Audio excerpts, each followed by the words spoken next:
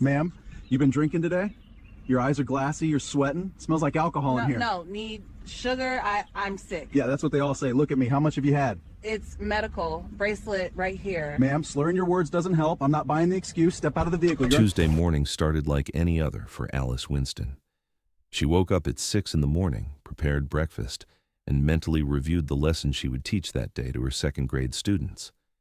Alice had been a teacher for almost 12 years, the kind of educator that children loved and parents respected. She lived alone in a small but cozy apartment about 20 minutes' drive from the school where she worked. Her routine was simple, organized, and rarely did anything go wrong. But on that specific morning, Alice made a mistake that almost cost her life. She was running late. An unexpected meeting with the principal had taken up part of the previous night, and Alice overslept. She skipped breakfast, something she never did, and rushed out the door with only a cup of coffee in her hand. Alice had been a type 1 diabetic for over 20 years. She knew, better than anyone, that skipping meals was dangerous.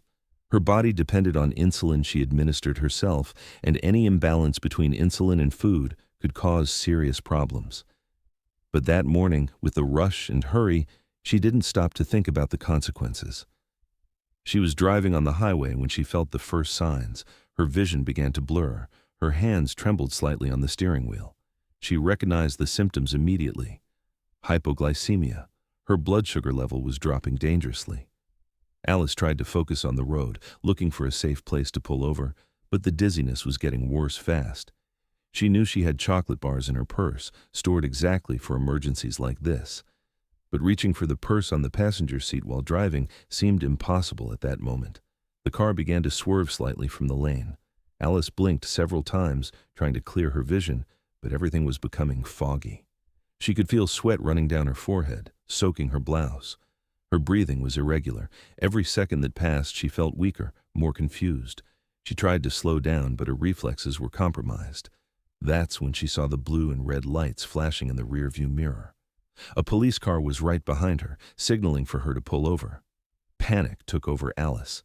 It wasn't fear of the police officer, it was fear of passing out before she could explain what was happening. She managed to pull the car onto the shoulder, but when she tried to turn off the engine, her hands were shaking so much that she dropped the keys.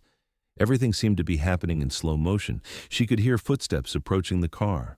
She tried to open the door but couldn't coordinate the movements. Her brain was screaming commands that her body could no longer execute.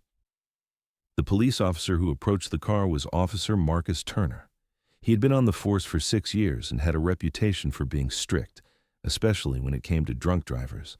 Marcus had seen many accidents caused by people driving under the influence of alcohol, and he took it very seriously. When he saw Alice's car swerving in the lane, he assumed he was dealing with another DUI case. He didn't know, as he walked toward the driver's window, that he was about to make the mistake that would destroy his career and almost cost an innocent woman her life. Marcus knocked on the car window with his knuckles, using that tone of authority that police officers develop over time. Alice tried to open the window, but her fingers could barely find the button. When she finally managed it, the window went down only a few centimeters before jamming. Marcus crouched down to look inside the car, and what he saw confirmed all his suspicions. The woman was sweating profusely, her clothes soaked as if she had run a marathon. Her eyes were glassy, unfocused, and when she tried to speak, the words came out slurred and unintelligible. To Marcus, this was textbook alcohol intoxication. He asked Alice to step out of the vehicle. She tried to explain, tried to say she was diabetic, that she urgently needed sugar, but the words wouldn't come out right. Her tongue felt too heavy, her mouth too dry. All Marcus heard were confused and disconnected sounds. Alice raised her left arm with tremendous effort, trying to show the medical alert bracelet she wore on her wrist. The bracelet was silver, with the red medical symbol engraved, and the words type 1 diabetic clearly written. But Marcus barely looked at it. He was focused on her behavior, the sweat, the slurred speech, the inability to follow simple commands. When Alice couldn't get out of the car on her own, Marcus opened the door and helped her out, interpreting her weakness as further proof of drunkenness. Alice almost fell when her feet touched the ground. Her legs were wobbly, her entire body was shaking. She tried again to show the bracelet, pushing her arm toward Marcus, but he pushed her hand away and asked her to perform the field sobriety test. Walk in a straight line, stand on one foot, touch your nose with your eyes closed. Impossible commands for someone in hypoglycemic shock. Alice tried to take a step forward and her legs gave out. She fell to her knees on the hot asphalt of the shoulder. Marcus interpreted this as refusal to cooperate. He grabbed his radio and informed dispatch that he had an uncooperative driver, probably under the influence of alcohol, and that he would need to take her to the station. His voice was calm, professional, completely convinced he was doing his job correctly. He had no idea that every second that passed was pushing Alice closer to death. Alice tried to speak again, tried to form the words sugar or diabetic, but all that came out was an incomprehensible murmur. Her hands reached for the purse that had remained in the car, knowing that inside there was something that could save her.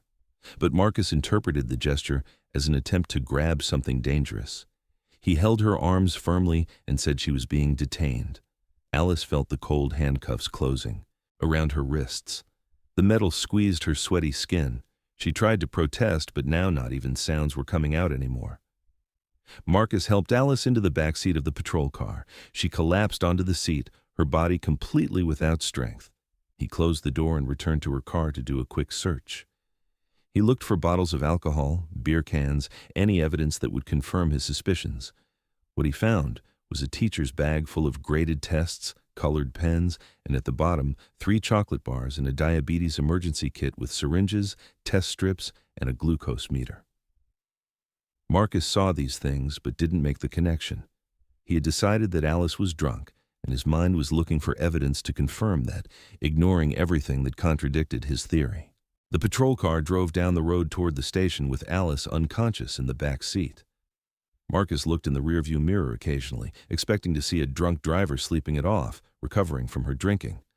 What he didn't realize was that Alice was losing consciousness in a much more dangerous way.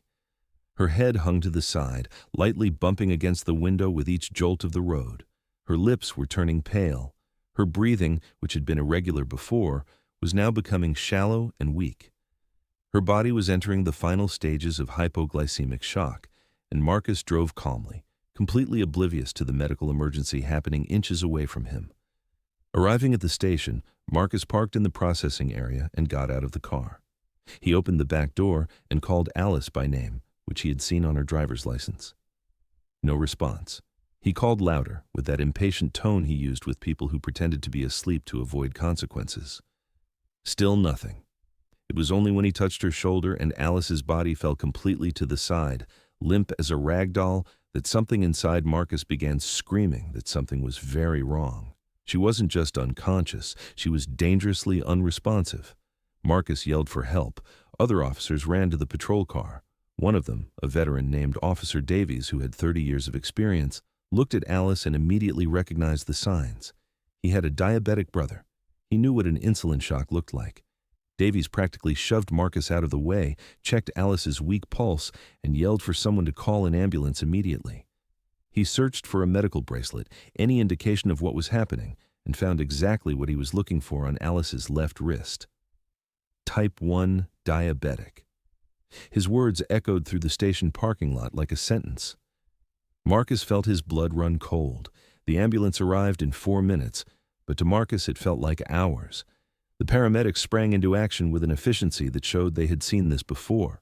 They checked Alice's vital signs, confirmed severe hypoglycemia with a quick glucose test that showed a dangerously low level of 28 milligrams per deciliter, when normal would be between 70 and 100. One of the paramedics prepared an injection of concentrated glucose while the other placed an oxygen mask on Alice's pale face. They worked fast, but spoke to each other with that controlled concern that medical professionals have when they know they're racing against time. Marcus stood there, watching it all happen, feeling the crushing weight of realization of what he had done. He had arrested a woman who was having a medical emergency. She had tried to show him the bracelet, she had tried to explain, and he didn't listen. Worse still, he handcuffed her, put her in the car, and took her away from any help for almost 20 minutes. 20 minutes during which her brain was being deprived of glucose, potentially causing permanent damage. Officer Davies approached him and asked in a low voice if Marcus had seen the medical bracelet. Marcus couldn't answer. His throat was closed. The paramedics loaded Alice into the ambulance. Before leaving, one of them turned to Marcus and asked how long she had been like this.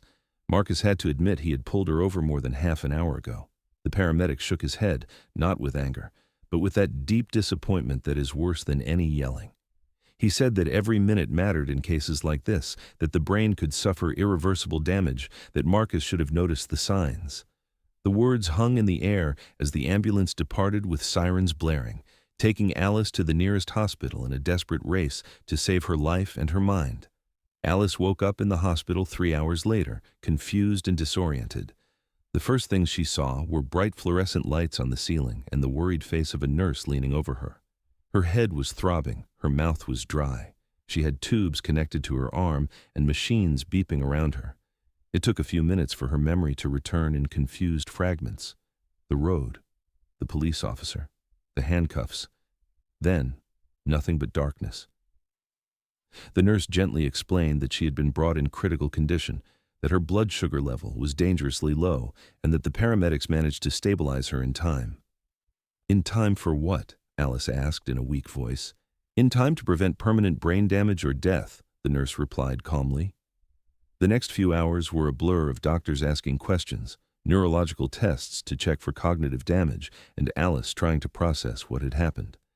She learned that she had been arrested on suspicion of driving under the influence, that she had been handcuffed and taken to the station while literally dying from hypoglycemic shock, that the police officer had ignored her medical bracelet, her attempts to explain. Everything. Anger began to mix with the relief of being alive. Alice wasn't the type of person who sought confrontation, but this wasn't something she could let go. A police officer almost killed her through incompetence and assumptions. While Alice recovered in the hospital, Marcus sat at the station facing what would be the worst day of his career. His immediate superior, Captain Rodriguez, called him in for a private meeting that lasted almost 2 hours. Marcus had to explain, step by step, every decision he made from the moment he saw Alice's car swerving in the lane. Every question from the captain was like a blade. Why didn't you check the medical bracelet when she tried to show you? Why didn't you look for medical conditions before assuming intoxication? Why didn't you call for medical assistance when she clearly couldn't respond? Marcus had no good answers to any of these questions. The police department launched an internal investigation immediately. They knew this could become a public relations nightmare and, worse, an enormous legal liability. The footage from Marcus's body camera was reviewed frame by frame. Everything was there. Alice raising her arm, showing the bracelet, her trying to speak, clearly in distress. Marcus ignoring all the signs, focused only on his DUI theory. The footage also showed that Marcus had seen the diabetes kit in her car during the search, but did absolutely nothing with that information. Every second of the video made his situation worse. News of the incident leaked to the local press within 2 days. Reporters love stories about police mistakes, especially when they involve someone almost dying from pure incompetence. Newspapers began publishing articles with headlines like, "Teacher nearly dies after being mistaken for drunk driver and officer, ignores medical emergency, arrests diabetic." The community was outraged. Parents of Alice's students, who knew her as a dedicated and careful educator, organized protests outside the station demanding accountability. Social media exploded with people sharing their own stories of police officers who didn't understand medical conditions. Marcus was placed on administrative leave while the investigation continued. He stayed home, watching his life fall apart on television. His wife barely spoke to him. His colleagues avoided his calls. He knew he had made a grave mistake, but the full magnitude of what he had done was only beginning to really hit him. Alice Winston wasn't a criminal. She was an elementary school teacher who almost died because he was too convinced of his own assessment to consider other possibilities. Marcus had been proud of his DUI arrest rate, but that pride blinded him to the reality right in front of him. And now, an innocent woman almost paid with her life because of his arrogance. Alice spent 4 days in the hospital under observation. The doctors wanted to be absolutely certain there was no permanent neurological damage caused by the prolonged glucose deprivation. She underwent a complete battery of cognitive tests, MRI scans, and psychological evaluations. Fortunately, the results showed she had recovered completely, at least physically. But the psychological trauma of almost dying at the hands of someone who was supposed to protect her was something no exam could measure.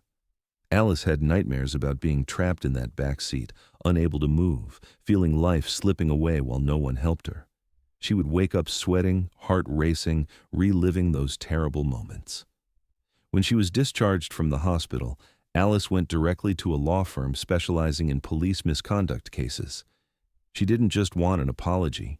She wanted real accountability. The lawyer who took her case was a man named David Chen, known for suing police departments and winning. David listened to Alice's story, reviewed the medical records, watched the body camera footage, and told her she had one of the clearest cases of police negligence he had ever seen. Marcus Turner had violated virtually every police training protocol related to medical emergencies and proper use of force. The medical bracelet alone should have changed the entire course of the interaction. The lawsuit was filed 3 weeks later. Alice was suing Marcus Turner personally and the police department for negligence, false arrest, and emotional suffering. The amount requested was substantial, not because Alice was trying to get rich, but because David explained it was the only language police departments really understood. Small settlements were forgotten, large financial losses forced real changes in policies and training. News of the lawsuit spread quickly. The same reporters who covered the initial incident were now camped outside the courthouse, wanting statements from both sides. Marcus hired a lawyer through the police union, but from the start it was clear his defense was weak. How do you defend ignoring a clearly visible medical bracelet? How do you justify not calling for medical help when someone is obviously in distress? Marcus's lawyer tried to argue that he was following his training for DUI situations, that he had no obligation to be a medical expert. But David Chen easily destroyed these arguments. Police officers receive basic training on medical emergencies. They are taught to look for alert bracelets and necklaces. Marcus wasn't a recruit on his first day. He had 6 years of experience and simply chose to ignore crucial information because he had already decided Alice was drunk. The department's internal investigation concluded before the civil trial. The report was devastating for Marcus. He was found guilty of gross negligence, protocol violation, and endangering a citizen's life. The recommendation was immediate termination without possibility of a reinstatement. The police chief, under enormous public pressure and knowing the department faced a multi-million-dollar lawsuit, accepted the recommendation. Marcus Turner was officially fired from the police force. His 6-year career ended in disgrace. His police certification was revoked, which meant he could never work as a police officer again anywhere in the state. The civil case went to court 6 months after the incident. Alice testified about her experience, describing in detail the feeling of dying while handcuffed in the back seat of a patrol car, knowing she had a medical bracelet the officer refused to look at, knowing she had a diabetes kit in the car that was ignored. She spoke about the nightmares, about the fear she now felt when she saw police cars, about how a simple medical emergency almost became her death sentence because an officer was too convinced of himself to question his assumptions. There wasn't a dry eye in the courtroom when she finished. The jury deliberated for less than 3 hours. They awarded Alice $2,400,000, one of the largest settlements ever seen in that county for a police misconduct case. The verdict shook the police department to its foundations. $2,400,000 wasn't just a big number, it was a statement. The jury was saying that Alice Winston's life mattered, that Marcus Turner's negligence was inexcusable, and that police departments needed to do better.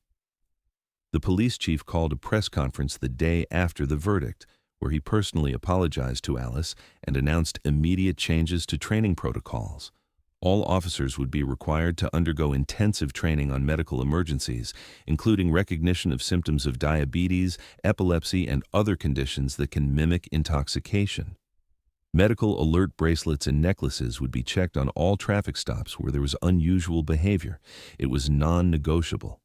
Alice used part of the settlement money to create an educational program called Know the Signs, which taught both police officers and the general public about medical conditions frequently confused with drunkenness or drug use.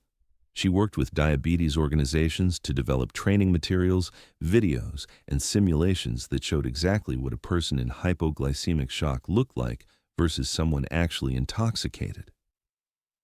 The program was adopted by several police departments throughout the state, and Alice became a national advocate for better police practices.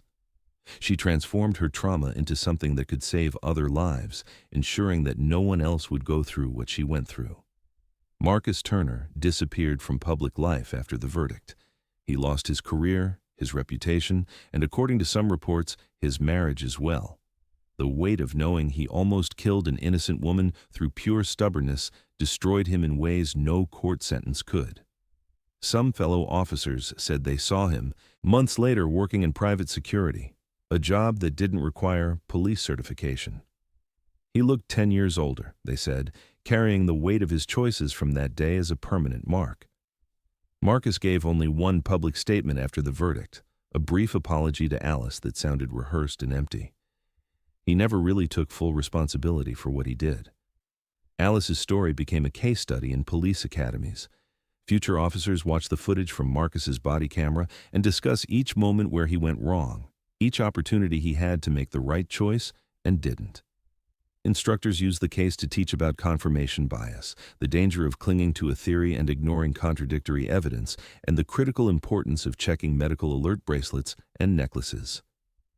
Alice's bracelet, that small piece of silver with the red medical symbol, became a powerful symbol of what happens when basic training is ignored and assumptions take the place of critical thinking.